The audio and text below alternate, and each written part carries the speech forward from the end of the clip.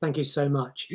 We'll wait just another few seconds because I noticed that the numbers are up in the box, and we'll wait until it's sort of stabilized before we start. It's a shame we can't see your faces. However, I'll say something about how you can get involved in a minute in terms of asking questions or offering comments. Okay, we seem to have kind of hit a kind of fixed number. So I think we'll begin. So look, it's a great pleasure to be here, albeit in pixelated form, and to welcome you all to this conversation about Alan Humm's new novel, The Sparkler, which is an aptly chosen title for a work that I think does a brilliant job of lighting up some of the darker corners of Dickens's early life. The way this is going to work is that Alan and I will talk for about, and he will read for about 45 minutes. And then there'll be an opportunity for those watching to ask Alan questions about his novel or his approach to writing or anything else that comes up in our conversation. And if you would like to ask a question, the easiest way to do that is to click on the chat box at the bottom of your screen. You can write your question there. And then at the end of our conversation, I'll go through those and read any out to Alan. And we'll take things from there. I should say that the reason I'm here is that Alan wrote to me out of the blue some time ago and asked me if I wouldn't mind reading the opening chapters of something that he was just starting to write. And I'm embarrassed to say that I read the opening pages of what he sent me very quickly, very carelessly. But then when I realized what I was reading, I slowed down and I understood this was something that was worth taking time over, reading much more carefully. And that is because I knew already that Alan was a poet. And that came across on every page because the writing is packed with sentences that are like little prose poems. And what Alan does, I think, is use them as passports back to a pre-Victorian London that is full of grime and glitter, and especially a glimmering sense of possibility for the young Dickens as he makes his way through the world while also trying to make his mark on it as a writer. And now the finished novel, which I flourished earlier, and I'm going to flourish again, is with us, and it's already getting some wonderful reviews online. So, Alan, without giving too much of the plot away, first of all, why is your novel called The Sparkler? Well, there are two reasons. Firstly, again, not to give too much away, Dickens meets Grimaldi, who was a famous clown, in a pub that is not somewhere that he would necessarily want to frequent too much. He becomes embroiled in the life of the pub, and at some point, which I think I can say this without spoiling the novel, he steals a necklace. It does. I mean, it is linked to everything beforehand. Hopefully it feels like quite a natural thing to happen at that stage of the book. So the necklace, which is referred to as a sparkler towards the end, is very much a part of the plot.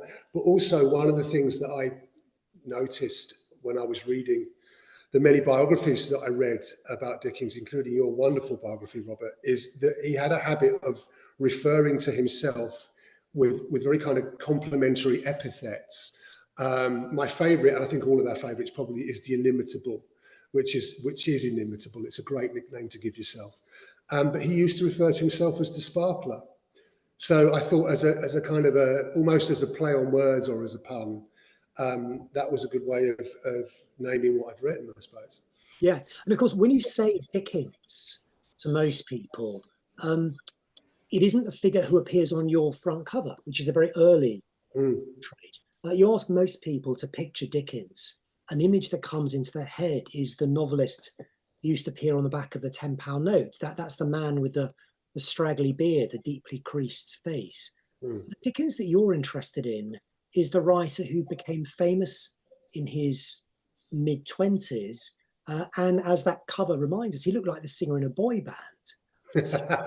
So why did you want to write about him and not the older Dickens, the more famous Dickens? I think I can see another novel about the later Dickens. I mean, I think what I wanted to write about with regard to Dickens was Dickens as a human being. And there are, I've said this in other readings, there are gaps in the biography. And for me, the largest gap in Dickens's biography is are his intimate relationships, especially with women. In fact, primarily with women.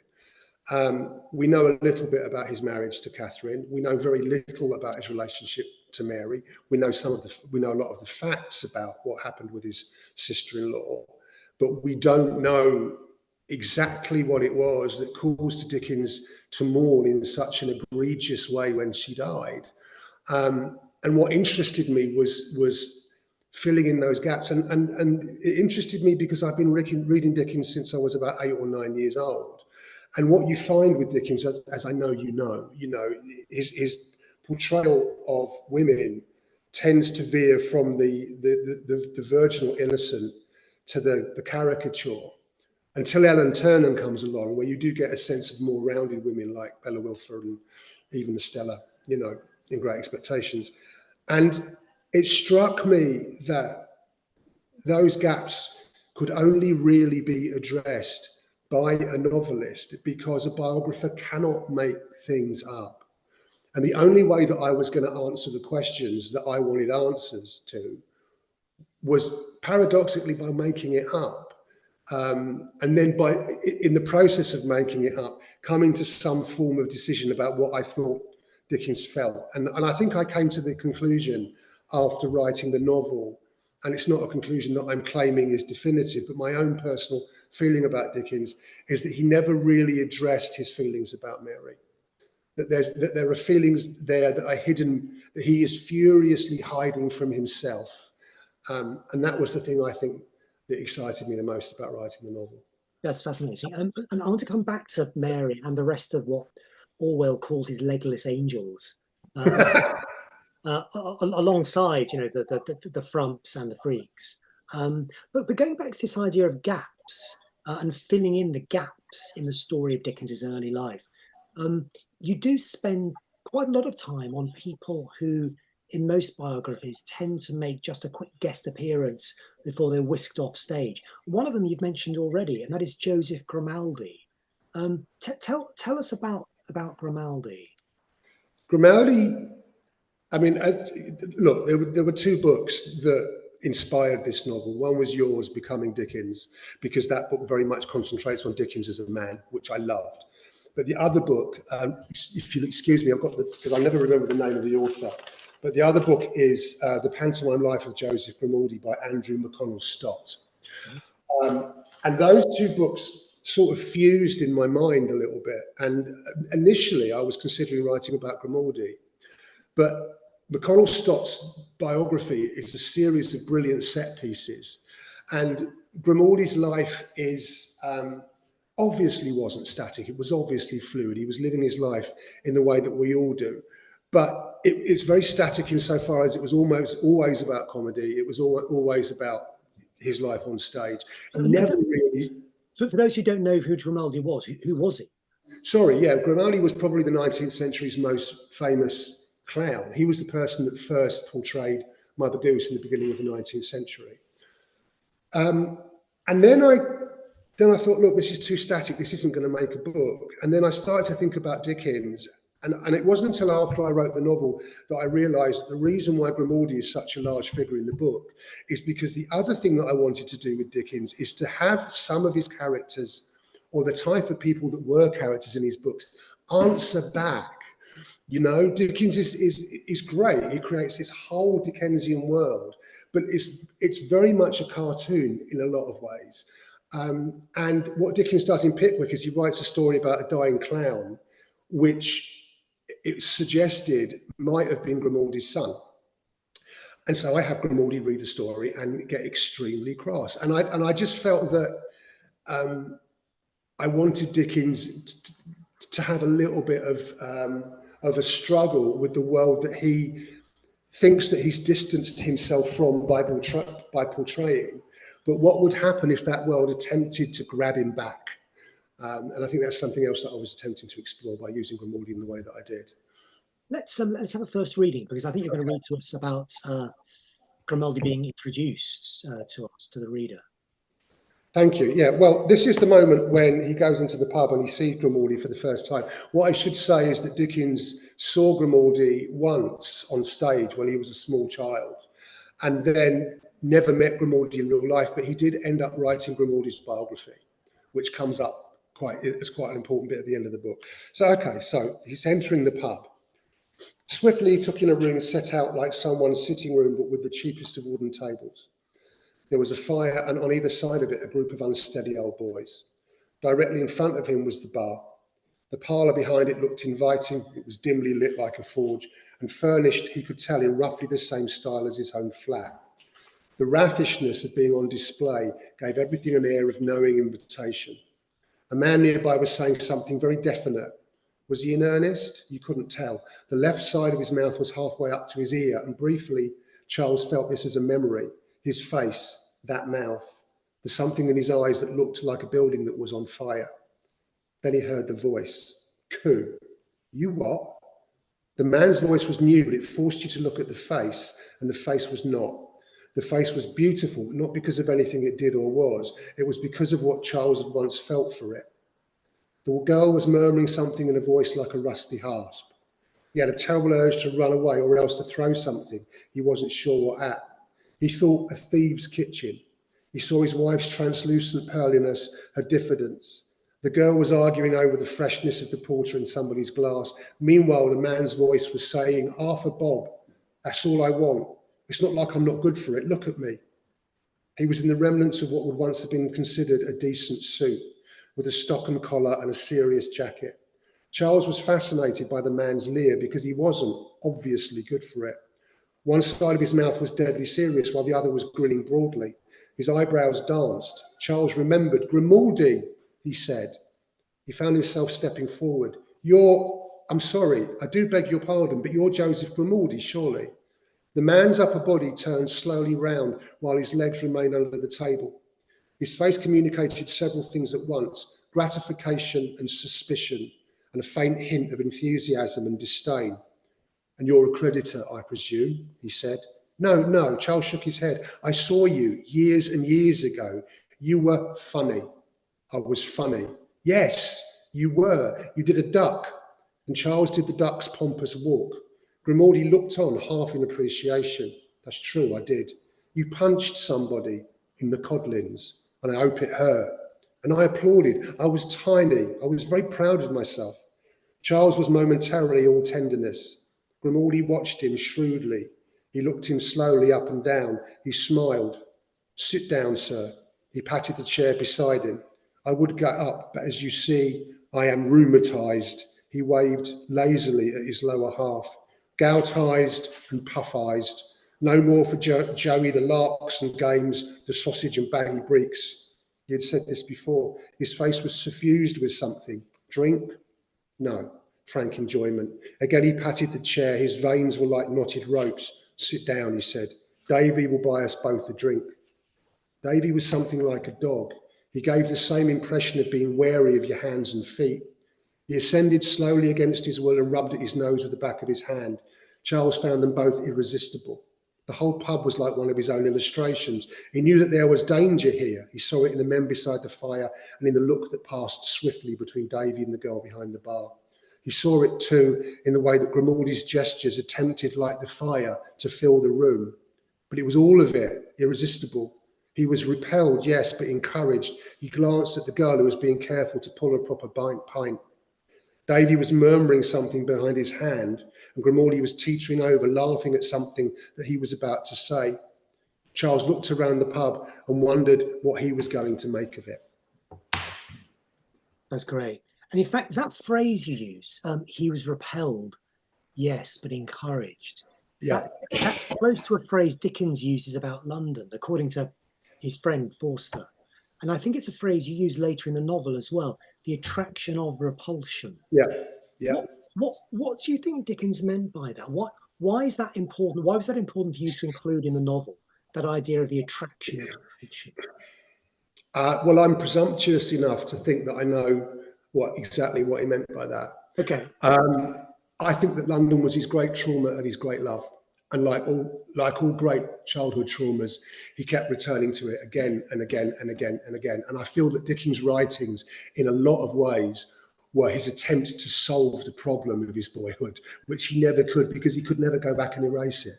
He was enormously sensitive about the youth he had when he was taken out of school and put into the blacking factory for about 6 months in order to make money, because his father was in debtor's prison. And I think that what Dickens wanted more than anything was to own London. That's what he wanted. And do you know what? Fair play, because he did, he still does. He still owns London in a way that none of us ever will. So, you know, great for him. But I think it's a constant battle. I think Dickens was constantly battling his own his feeling of his own weakness. His will was constantly pushing him into situations that he found hard.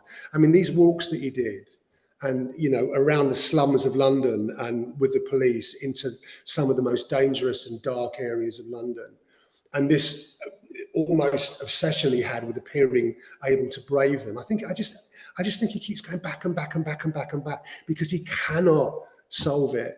But there's part of him that loves it as well. And that, I think, is in a nutshell, the great fascination that we all have with Dickens. His books are not safe. His books are not carefully written. They're messy, they're enormous, you know, and it's because of the complications of his own character, and it's because of his relationship with himself and with his audience. That's why they're the way they are, you know.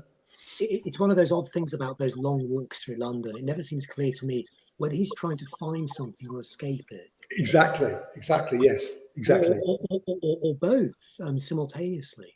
And similarly, when he's writing as well, is he reaching towards some kind of happy ending, some conclusion, something he felt that was denied him? Or is he using it to try and rewrite, as you said, what had happened in his own past? And you can rewrite something in the sense of either going over it again or rewrite in the sense of correcting it. And it might be that both of those things are true if it comes to trauma. Well, I think there's a lovely phrase by the poet Michael Longley called, and it's a redemptive eloquence. Yes. And I think that is what Dickens is trying to do. I think that he is trying to redeem himself, his experiences, and London constantly by owning it through eloquence. Dickens was the great master of metaphor. And what does metaphor do? It does two things. It represents something to you so that you can look at it again and really see it. And that's what we all want to do as writers. But of course, the other thing that metaphor does that we don't really address is that it does change things into something else. And like I said, he's attempting ownership of something that he can never own because it's his own past. And it is like I said, I mean, it's possibly a very presumptuous reading, and he would possibly hate it. But that's my very strong feeling about him as a writer. Yeah, and it's interesting. He starts to do that at the same time he's starting to try to own other people's pasts as well, Yes. including Grimaldi. I mean, you mentioned earlier that he rewrote Grimaldi's memoirs. He dictates them to his father. He paces up and down in his study. It's a very, very quick job. He does it for money, but it's obviously also an itch he needs to scratch because he's so fascinated by clowning, by pantomime. Why do you think that is? What is it about clowning and pantomime that really attracts the young Dickens? Well, I mean, firstly, he had several, and again, your book does this extremely well. He had several careers before he was a writer. You know, he was in the law for a while. He was one of the best reporters of the day.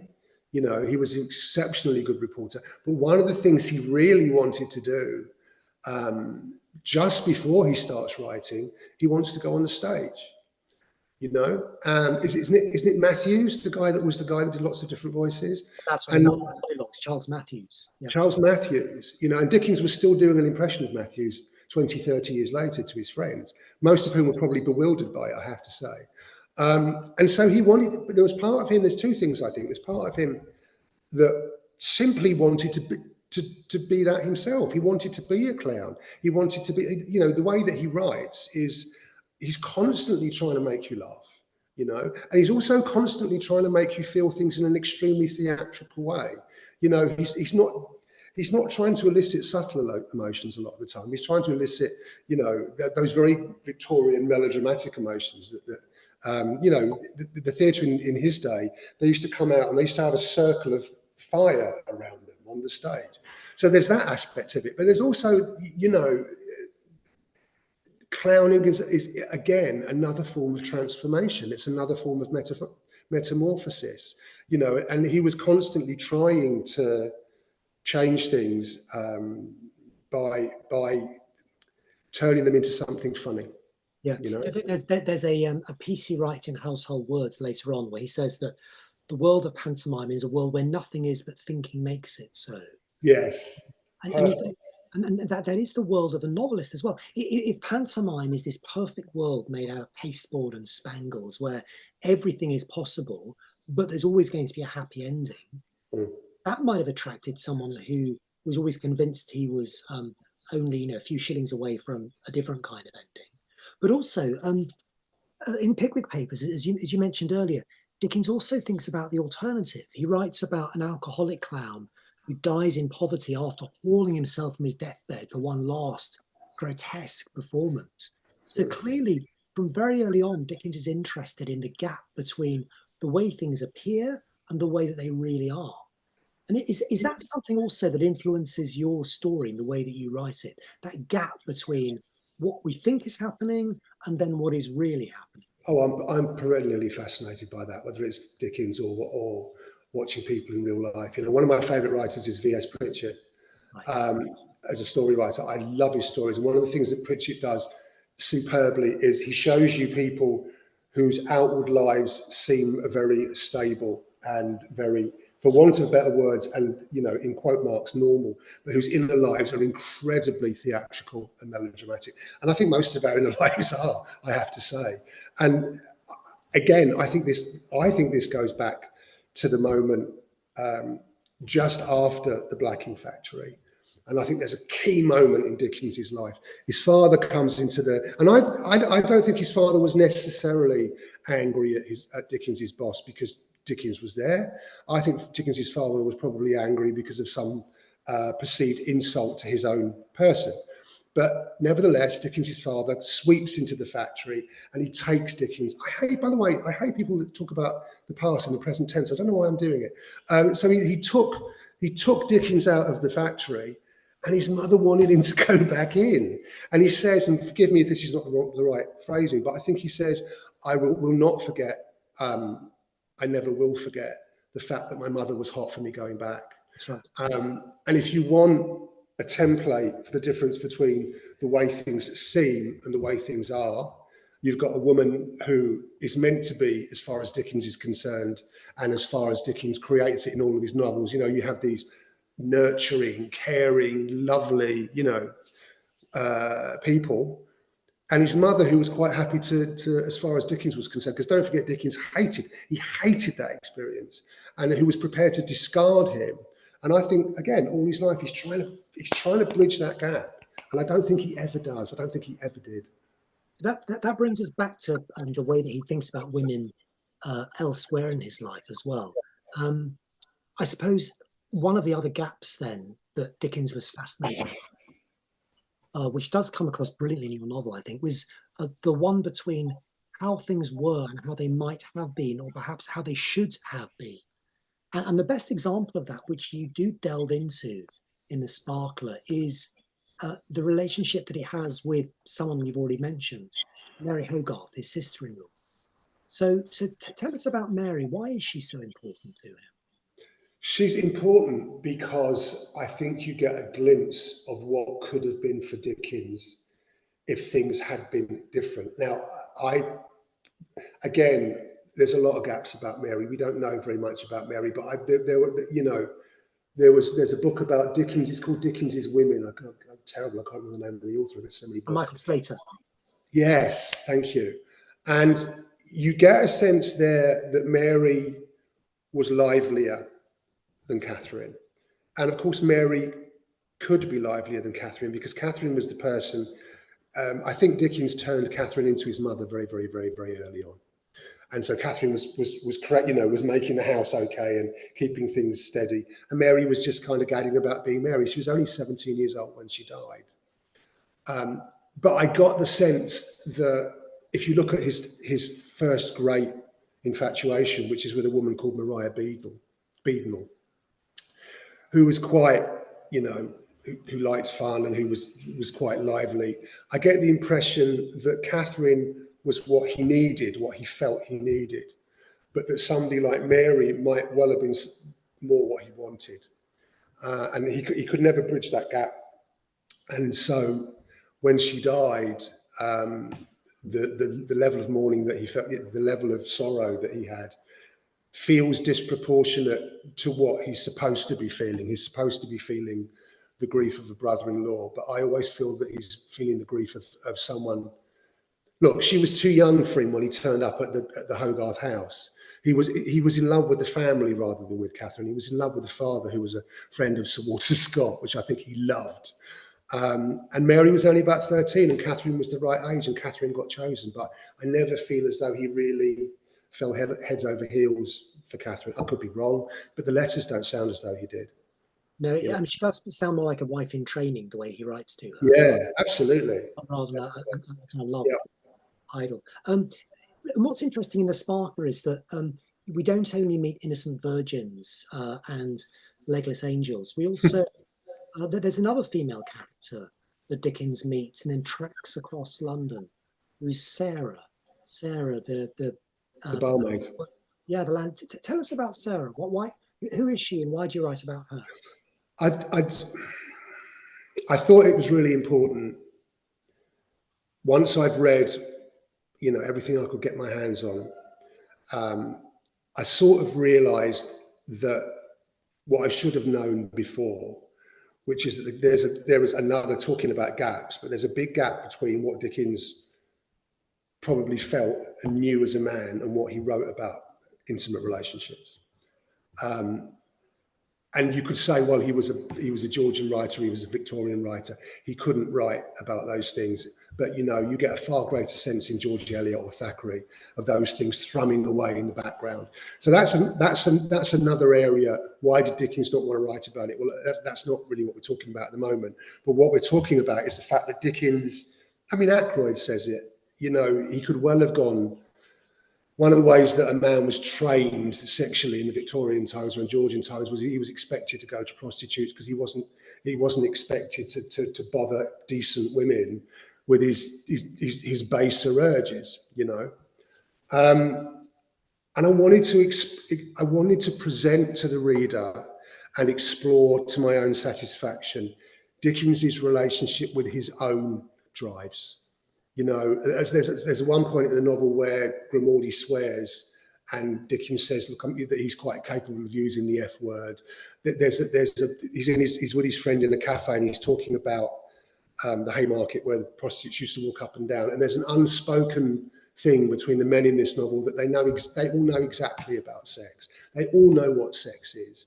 And it's a huge gap because if you only read Dickens through his novels, you'd think that he was himself a legless angel, but I don't think that he was.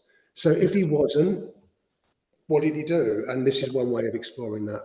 Yes, and in later in Dickens's life, there are veiled hints in the letters that he was treated for venereal disease. So that would suggest that he was aware of that seamy side of London. Let's hear a bit more from the novel then, which I think you're going to read to us about Dickens tracking Sarah through this. Yeah. Well, I should preface this by saying that I don't approve of Dickens's actions here, by the way.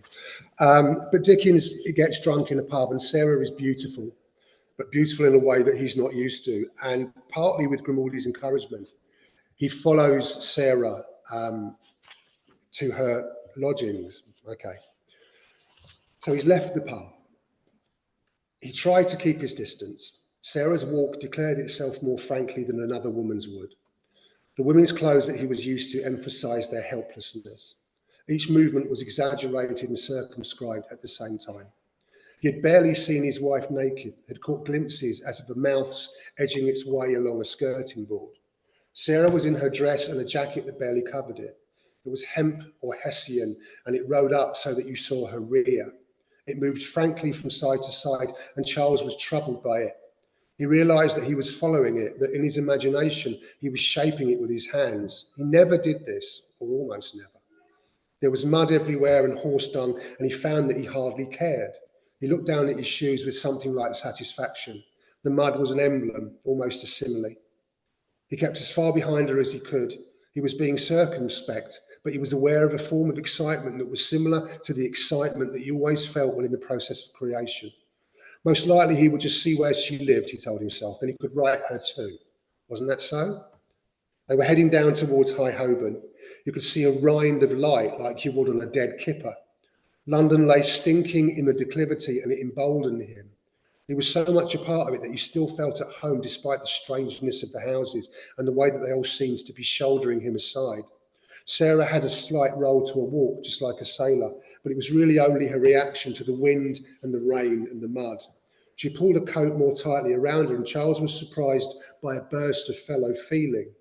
He nearly let her go. What was he doing? He was barely married.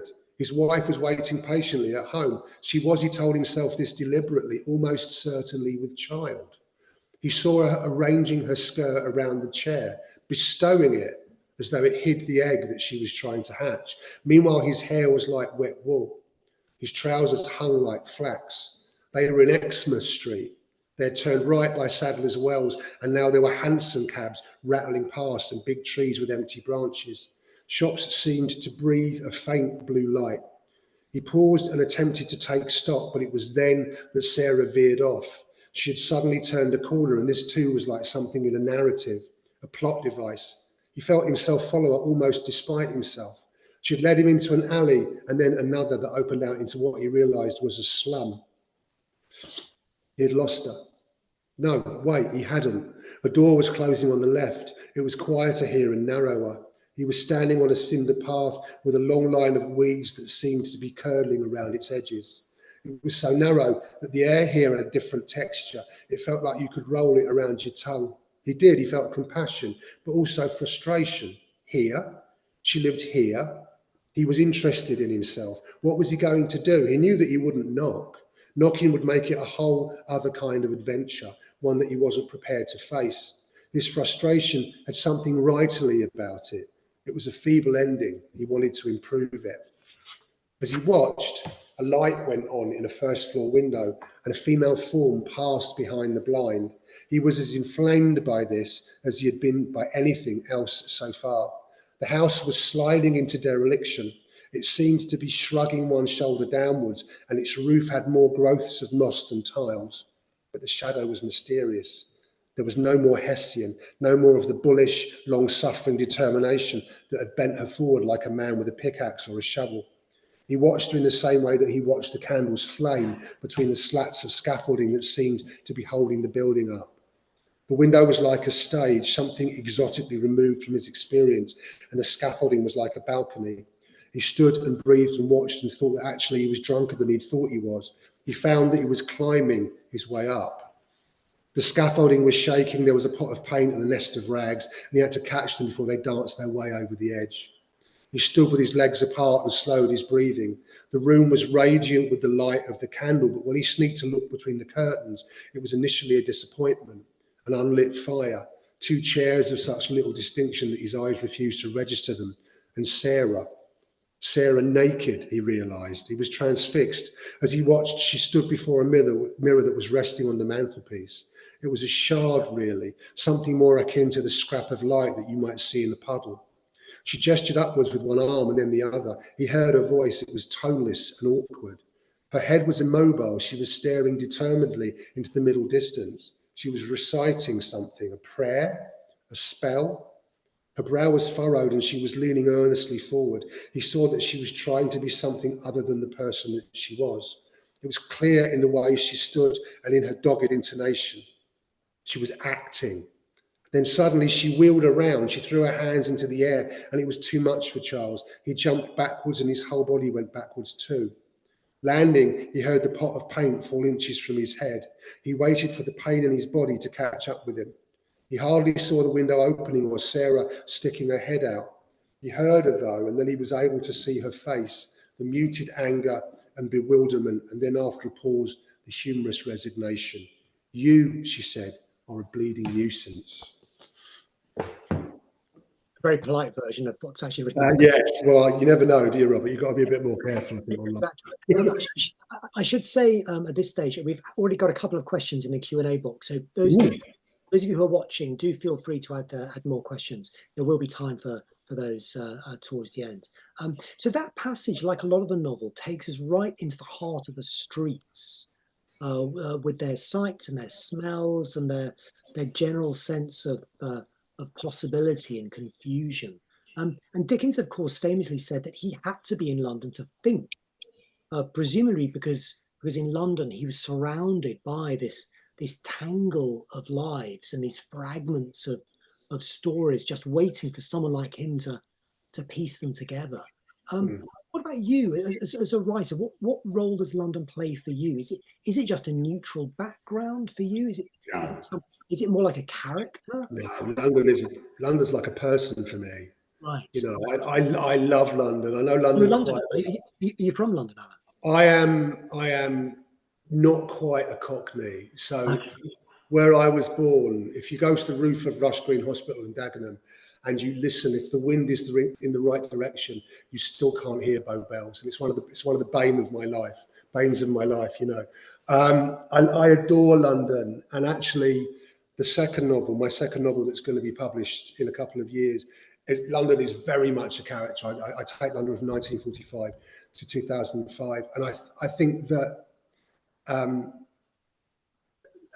I like to think that it's similar for Dickens, who obviously was a much greater writer than me. I mean, he moulded London in his own image, but I think London is a constant challenge, and by being a challenge, it's a kind of a reassurance for a writer, because I think all writers can live quite sedentary lives if we're not careful, and we spend a lot of times in our studies or wherever we write. We spend a lot of times in our heads, and I think you walk into London and wherever you go, life is blaring you in the face.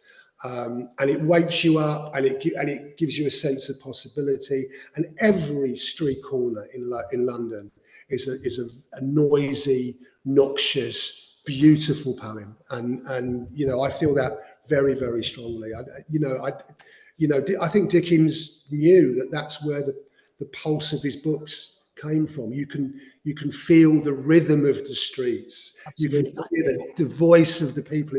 That's the best bit of Dickens for me. That's the Dickens that I really love, you know. Yeah, I mean, you could say that Dickens turns London into a style, couldn't you? Yes, what a perfect thing to say. Exactly. It's crowded and it's potentially confusing, but there's always that potential for getting an overview and seeing hidden connections that otherwise would be invisible to everyone else. And a bit earlier, you talked about metaphor. You talked about Dickens's way with language. Metaphors that make us look at the world in a new way by bringing things in unexpected connections. Yeah. It occurred to me when I was reading The Sparkler that your own style is quite Dickensian in that way. Thank you. Was that a conscious decision? Was it your attempt to write not just about Dickens, but homage is perhaps the wrong word, pastiche is definitely the wrong word, but something which at least echoes with Dickens's way of looking at the world, as if we're inside his head as well as looking at him from the outside? It's a really interesting question, and the answer I'll have to try and make the answer as brief as I can. The most useful piece of advice I ever had was not person to person, but I used to go to the Hay Festival a lot, and I saw Sarah Waters there, who had written a wonderful book about the 1940s called The Night Watch. I think it's her best book. I haven't read Tipping the Velvet yet, which I'm looking forward to. But somebody asked, actually it was me, I think, that asked her, how do you write in the language of the time? How do you get people to speak? And she said, you just read and read and read until you feel as though the language is part of you. And I don't think that I think my use of metaphor comes from Dickens because I was so inspired by Dickens when I was a child. I mean, I found metaphor delightful when I was first reading Dickens, and so the style that I've developed for myself. I am a poet, and I love metaphor, and I actually have to cut back the metaphors because there are always too many of them on the page. But I am in love with metaphorical writing, so that's one part of my style that's very much part of me. The style of this book is different slightly from the style of my other novels. I've written 2 more novels. I'm writing one in the middle. I'm in the middle of one at the moment, because what I was trying to do, and I don't think I was trying to do it particularly consciously, was create a free, indirect discourse whose syntax was the syntax of pre-Victorian London. So if you read my sentences syntactically, they move in a way that Dickensian sentences will move. And in a way, I think what I was trying to do, I don't know if this sounds pretentious or not, but I was trying to express Dickens and the way he spoke and the way that he thought through the rhythm of the prose. Because I almost didn't want him to feel not at home. And I felt that if I was addressing Dickens in language that was more like mine and language that was more part of the 21st century, it would be much too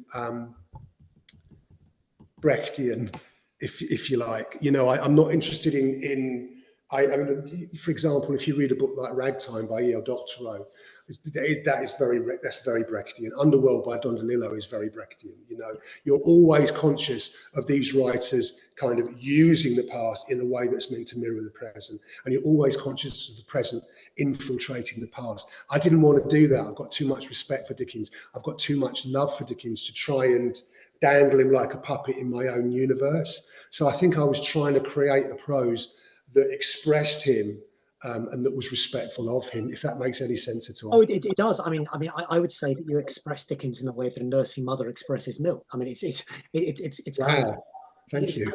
it's just sort of there on the page.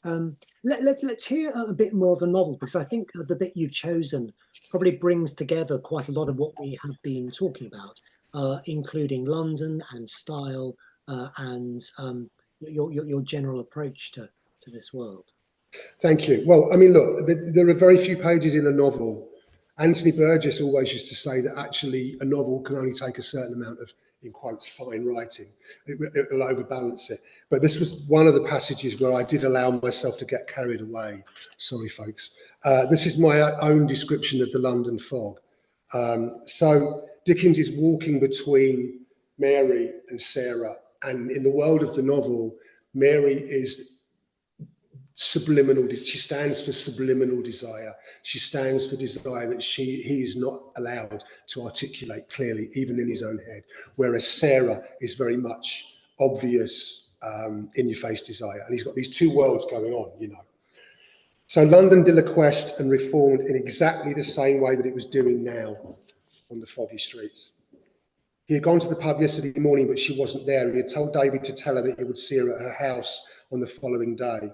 It had given him pleasure to do this. This is about Sarah. He was proud of possessing a woman who was seen as something worth possessing. She was popular too. Her standing increased his own. Their relationship had become already part of the life of the pub and had cemented his position there, whatever that was. He seemed, in one of his strange transfers of feeling, to understand the fog. It both was and wasn't itself. It pushed itself into your face, but in essence, it was barely there. Charles inched his way along the street. You literally couldn't see your hand in front of your face. What you relied on was the way that mass and the absence of mass communicated what was around you. There would be a building's confiding shoulder and then a boundless space. His instinct always was to plunge, but he was held back, first by the crowds that formed the edge of the road, and then by the noise of coaches, hansoms and their horses. By their shapes too, the way that they seemed to gutter at the heart of the fog like the thickest part of a flame.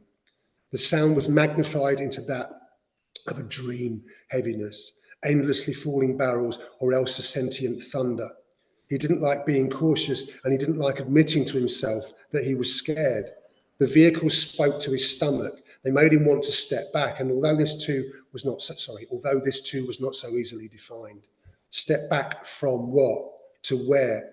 Even in sunlight, you couldn't properly differentiate the road from the road's edge. What he did and what he hated doing was rely on the crossing sweeper.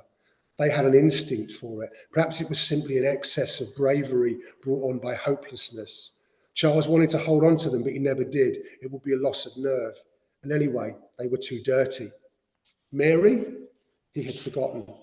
His thoughts were all concentrated in his eyes, but then his eyes were implicated in his thoughts. Fog nuzzled the buildings. It stroked his feet. It was bosomy and blousy. It lay like, I told you I got carried away. It lay like a cat and licked itself. Concupiscence lay all around him. He thought that he was walking towards it, but he was hurrying away from it too. He might have been inclined to give the fog a moral dimension, as though it was something lurking in the body politic, but it wouldn't wash. Neither could he, now that he entered it, have described the rookery to himself in the way that he would be inclined to describe it later at his desk. He could see already how he might turn it into a fairyland. Fog in his hands might provide an ambience that was suitable for Ali Baba, a flickering fantasy from which you might expect to see an angry vizier or, yes, an elephant rushing out. But Saffron Hill appeared to have been annulled, or perhaps it had been properly defined. It had never existed, not in the way it should. The houses were only houses insofar as they were inhabited. They were only shelters insofar as people sheltered there. Nothing seemed permanent. The walls were like rotting teeth with an excess of saliva surrounding them. The street only became a street when you decided that it was. And actually, funnily enough, going back to what you were saying, you can see in the phrasing an excess of saliva. It's not something I think that I would use in a novel about now, but it's a syntactical strategy to draw the reader into the book and make them feel that they're it's wonderful, and it's also it's modern. I mean, there are little fragments of T.S. Eliot in there as well. Oh, blimey, really? Thank you. The fog like a cat, kind of curling around, licking itself. It's proof rock, isn't it? Yes, yeah. Well, it's a poem that I love. Okay, hands up. Yeah. As well as Bleak House. Yeah. Which is terrific. So look, we've only got 5 minutes left. So let's move to questions in the Q&A. So. The first one says it's interesting that Dickens was also interested in mesmerism, another way for him to control the populace in terms of making people, particularly London, his to own. That's true. And I think it's not as much a question, but it is a very useful thing to think about, isn't it? Well, I think, yeah, and actually, I think the other thing to remember about Dickens is he almost mesmerizes himself. You know, he almost hypnotizes himself into a state of being that is then able to encapsulate the whole of London. Dickens' most obvious characteristic was his will, his strong will, and what's that if not a form of self-hypnosis? I guess, you know. Absolutely. Yeah, there's a letter in which he talks about giving a public reading and says, you know, what a feeling it is to have 2,000 people frozen in the palm of one's hand, and it's clear he's thinking about himself as a sort of mesmerist. Who can do to them in real life what he's already done to them by publishing his novels, which is bringing together into a kind of single body, breathing and thinking and emoting. Yes, absolutely. There's the next question. Do you think Dickens used the character of Sparkler in Little Dorrit to represent and reflect himself? Possibly.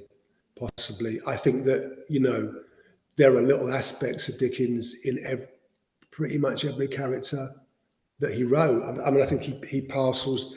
The thing about Dickens is he writes almost in the way it's almost like Ben Jonson. You get humours, don't you? And so one character. So, for example, one of the most obvious characters is Mr. Micawber, and Mr. Micawber is made up of one impulse and one impulse alone. You know, is improvident optimism. You know, the Sparkler has the Sparkler's own character.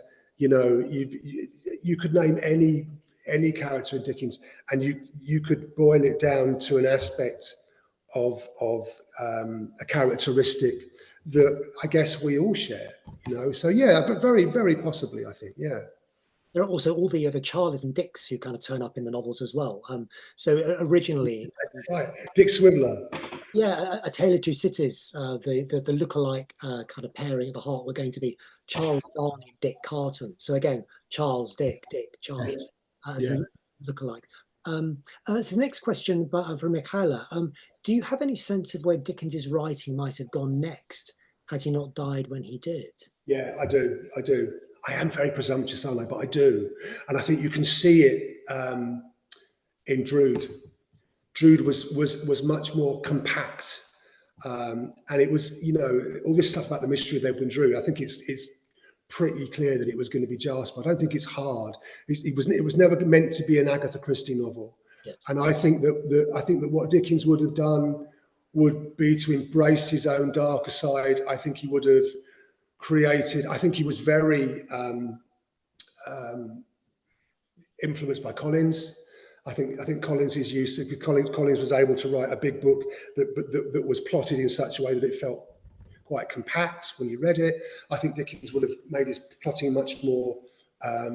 He would have driven a line through his books much more successfully, because I think that as you go through the last 10 years of Dickens's life, and as you see Our Mutual Friend, and as you see Expectations, and as you see Drood, it becomes much more about an exploration of himself and of his own preoccupations, and he's trying to find a way to do that still interests the public. But I think as he would have got older, I think he might have got less and less interested in the public and more interested in himself.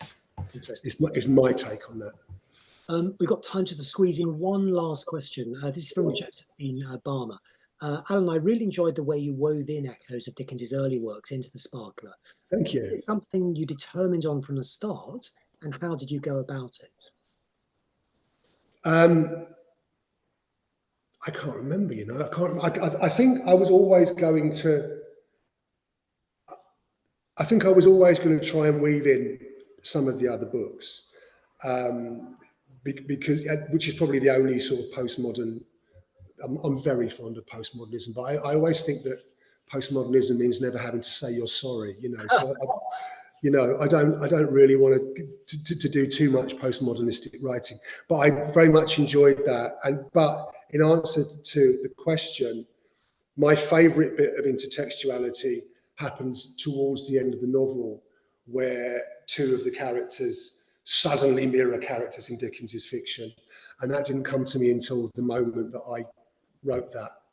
And I don't think a book lives unless you get those surprises. If you know exactly what's going to happen when you're writing a book, then you might as well just sit in an armchair and talk it through, you know. And that was probably one of my favourite parts of the writing, when I went, oh, you know. And so hopefully that will also, the reader will also feel like that.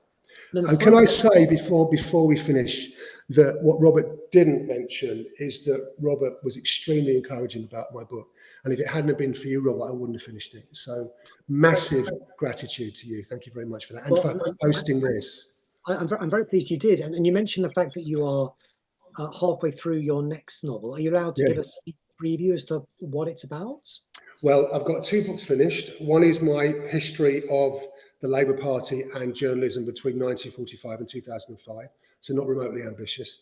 I've got a poem. I've got a book about Peru. I've got another book of poems coming out, but I'm right in the middle of writing a novel about what it was like to be in a band in my 20s. And we were rubbish, but, you know, I think the book might not mention that. So that's it. So we started with boy bands, we're going to end with boy bands. Yes, exactly. Almost if it was scripted, but it really wasn't scripted. So thank you very much. Let me close then by thanking you, Alan. Also thanking the museum, and especially Jordan Evans-Hill, for making this event possible. Yes, thanks, Jordan. And just to echo that, thank you very much to Alan and Robert for giving up your time for this amazing talk. And everyone who tuned in. Thanks for coming. It's very good to feel your virtual presence, even if we can't actually see you online. And if you don't mind me saying one more thing, this sense of kind of reciprocity is lovely. And my writer's site is Alan Humm's Writing. If any of you want to drop me a line and ask questions or tell me how you think about the book, or even get cross at me for the way that I've mucked about Dickens's life, please do so. I'd be very, very happy to receive anything like that. Just the most important question. If anyone joining us today hasn't read your book and would like to, where's the best way to buy it?